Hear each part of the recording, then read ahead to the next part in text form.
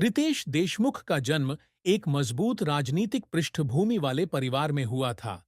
वे विलासराव देशमुख के पुत्र हैं, जो भारत के सबसे प्रभावशाली राजनेताओं में से एक थे। लेकिन एक शक्तिशाली परिवार में पैदा होने के बावजूद उन्होंने राजनीतिक रास्ता नहीं चुना, बल्कि अभिनय के प्रति अपने जुनून का अनुसरण करने का फैसला किया। बचपन से ही उन्हें कला से प्रेम था और वे हमेशा बड़े पर्दे पर अपनी भूमिकाओं के माध्यम से कहानियां सुनाने की चाहत रखते थे। लेकिन यह रास्ता कभी आसान नहीं रहा, क्योंकि फिल्म उद्योग में प्रवेश करने के क्षण से ही उन्हें उसी समाज से पूर्वाग्रहों और संदेहों का सामना करना पड़ा, जिसमें वे पले बढ़े थे। रितेश देशमुख के जीवन का सबसे बड़ा दुख उनके करियर में असफलताएं नहीं हैं, न ही दर्शकों की आलोचना, बल्कि उनके पिता की वह बड़ी छाया है जो जीवन भर उन पर छाई रही। जब उन्होंने बॉलीवुड में प्रवेश किया, तो उन्हें न केवल यह साबित करना था कि उनमें प्रतिभा है, बल्कि इस रूढ़िवादिता से भी लड़ना था कि उन्हें यह अवसर सिर्फ इसलिए मिला क्योंकि वह विलासराव देशमुख के बेटे थे। लोग उन्हें संदेह की दृष्टि से देखते थे, सोचते थे कि वह एक अमीर लड़का है जो अपने परिवार की ताकत के कारण फिल्म उद्योग में आया है। उन्होंने इसकी परवाह नहीं की कि वह कितनी मेहनत करता है, उसने पहचान पाने के लिए कितनी कोशिश की, लेकिन उन्होंने केवल उसके पीछे देशमुख नाम देखा और मान लिया कि वह इसके लायक नहीं है। ऐसे कई दिन आते हैं जब वह दो दुनियाओं के बीच फंसा हुआ महसूस करता है। एक तरफ उसके परिवार की उम्मीदें हैं, दूसरी तरफ दर्शकों की शंकाएं हैं। वह आगे बढ़ने के लिए अपने पिता की प्रतिष्ठा का लाभ नहीं उठाना चाहता था, लेकिन वह अपने पिता की छाया से बच नहीं सकता था। हर बार जब वह मंच पर कदम रखते हैं या कोई नई भूमिका निभाते हैं, तो उन्हें यह संदेह होता है कि क्या दर्शक वास्तव में उन्हें एक स्वतंत्र अभिनेता के रूप में देखेंगे या सिर्फ देशमुख परिवार का हिस्सा मानेंगे। कई बार ऐसा भी समय आया जब उन्हें ऐसा महसूस हुआ कि वे कहीं के नहीं हैं, वे एक जाने माने अभिनेता भी नहीं हैं, लेकिन उनके पिता जिस राजनेता की अपेक्षा करते थे, वे भी नहीं हैं। अकेलेपन की यह भावना कई वर्षों तक उनका पीछा करती रही और एक ऐसी पीड़ा बन गई जिसे वे आसानी से किसी के साथ साझा नहीं कर सकते थे। रितेश का करियर संघर्ष और असफलताओं से भरा एक लंबा सफर रहा है। उन्होंने 2003 में फिल्म तुझे मेरी कसम से बॉलीवुड में पदार्पण किया, लेकिन फिल्म ज्यादा धमाल नहीं मचा सकी। कई लोग उनके अभिनय की सराहना नहीं करते और सोचते हैं कि वह एक औसत अभिनेता हैं, स्टार बनने के लायक नहीं हैं। इसके बाद उन्होंने कई अलग-अलग फिल्मों में हाथ आजमाया, लेकिन उनमें से ज्यादातर को अपेक्षित सफलता नहीं मिली। उनके बारे में एक शक्तिशाली परिवार की उपज होने की आलोचना और व्यंग्यात्मक लेखों ने उन्हें अत्यधिक दबाव महसूस कराया। एक समय ऐसा भी आया जब उन्हें संदेह हुआ कि क्या वह सचमुच इस उद्योग में है। उन्हें अभिनय से प्यार है, लेकिन क्या यह प्यार इतना मजबूत है कि वह सभी संदेहों और दुखों पर काबू पा सके। ऐसे भी दिन थे जब वह घंटों आईने के सामने खड़े होकर खुद को निहारते रहते थे और सोचते रहते थे कि क्या उनमें सचमुच प्रतिभा है या फिर वह सिर्फ एक ऐसे सपने को पूरा करने की कोशिश कर रहे हैं जिसे वह कभी पूरा नहीं कर पाएंगे। लेकिन फिर भी उन्होंने आलोचना को अपने ऊपर हावी नहीं होने दिया।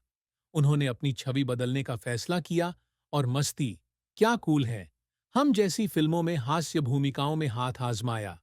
और यह फिल्म की वह शैली थी जिसने उन्हें दर्शकों के दिलों में पैठ बनाने में मदद की। धीरे धीरे वह बॉलीवुड के सबसे आकर्षक हास्य कलाकारों में से एक के रूप में जाने जाने लगे और इससे उन्हें ऐसा महसूस हुआ कि उन्होंने अपना रास्ता ढूंढ लिया है। लेकिन कॉमेडी में अपनी सफलता के बावजूद वह अभी भी इस रूढ़ि से बच नहीं सके कि वह केवल हल्की फुल्की मजाकिया भूमिकाएं ही निभाने में अच्छे थे। रितेश यह साबित करना चाहते थे कि वह इससे भी अधिक कर सकते हैं। वह अधिक जटिल और गहन भूमिकाएं निभाना चाहते थे, लेकिन हर बार जब उन्होंने बदलाव करने की कोशिश की, तो दर्शकों ने इसे स्वीकार नहीं किया।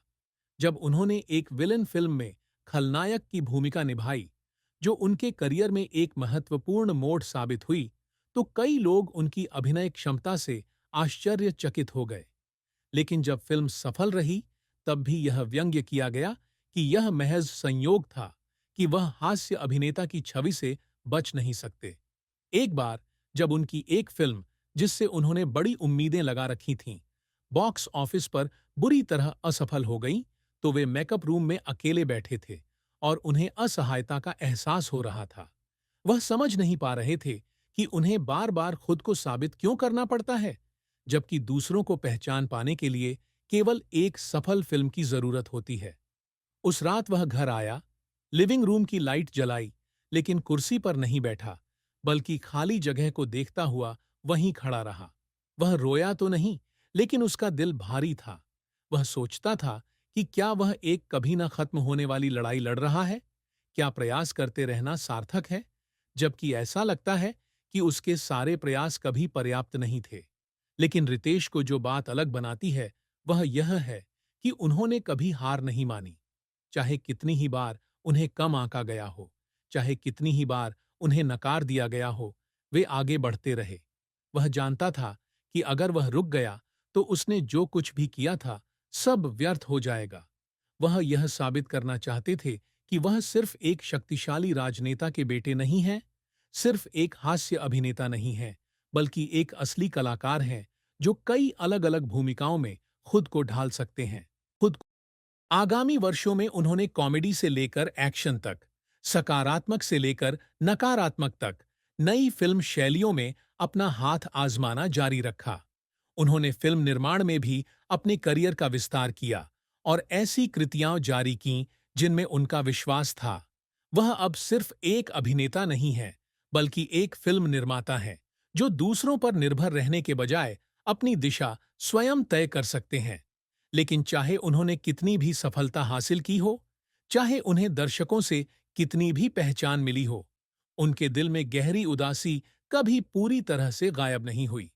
उनके पिता की छाया हमेशा उन पर रही और वह जानते थे कि चाहे वह कितनी भी कोशिश कर लें, वह कभी भी पूरी तरह से उनसे मुक्त नहीं हो पाएंगे। लेकिन उस उदासी को अपने ऊपर हावी होने देने के बजाय उन्होंने इसे आगे बढ़ते रहने की प्रेरणा में बदलने का निर्णय लिया, क्योंकि किसी और से ज्यादा वह यह समझता है कि अगर वह अपने लिए नहीं लड़ेगा, तो कोई भी उसके लिए ऐसा नहीं कर सकता।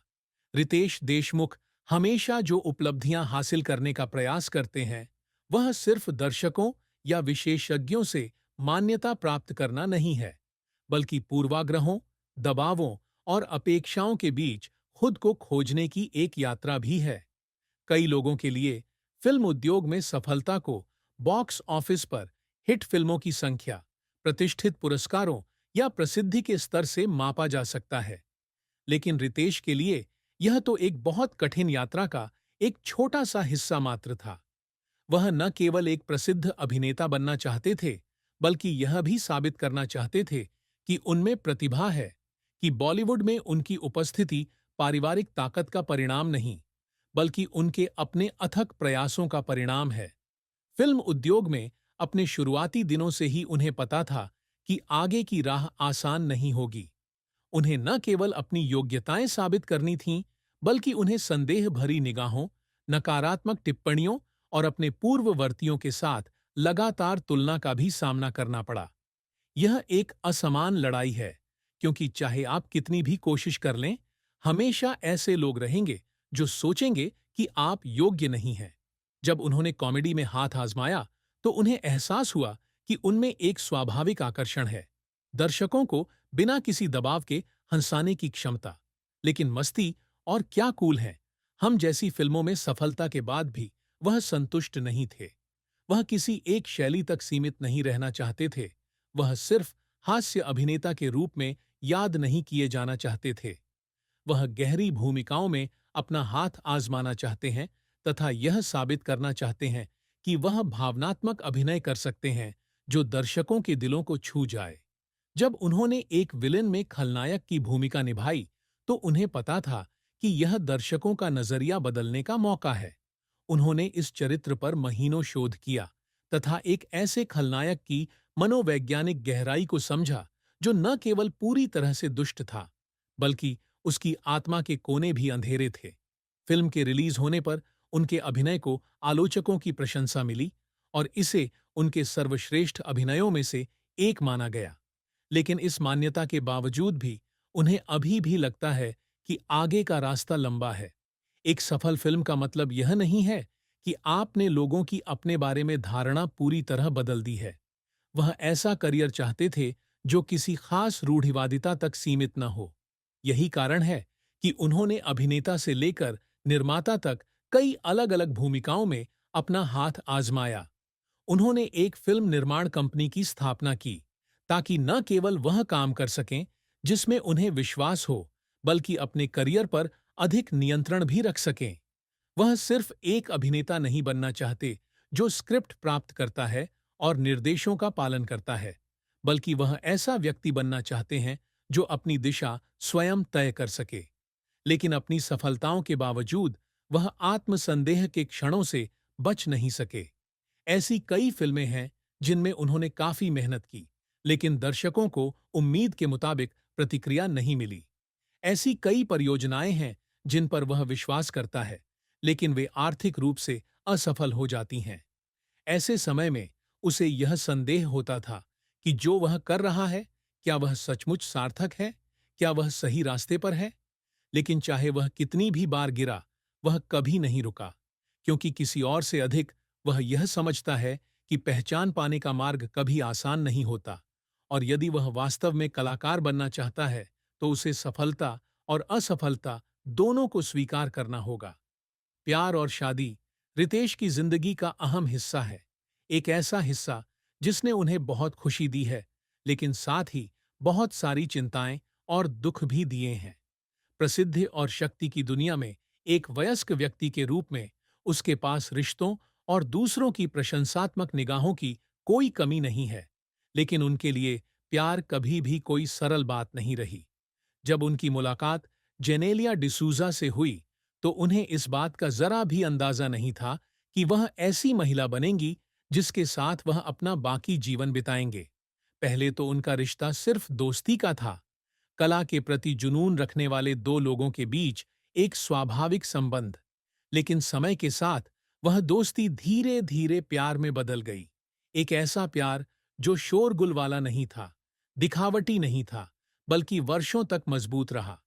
वे केवल अस्थायी आकर्षण के कारण ही साथ नहीं हैं, बल्कि समझ, विश्वास और सच्चे स्नेह के कारण साथ हैं, जो इस चमकदार दुनिया में हर किसी को नहीं मिल सकता। लेकिन उनका प्यार कितना भी खूबसूरत क्यों न हो, वे कठिनाइयों से बच नहीं सकते।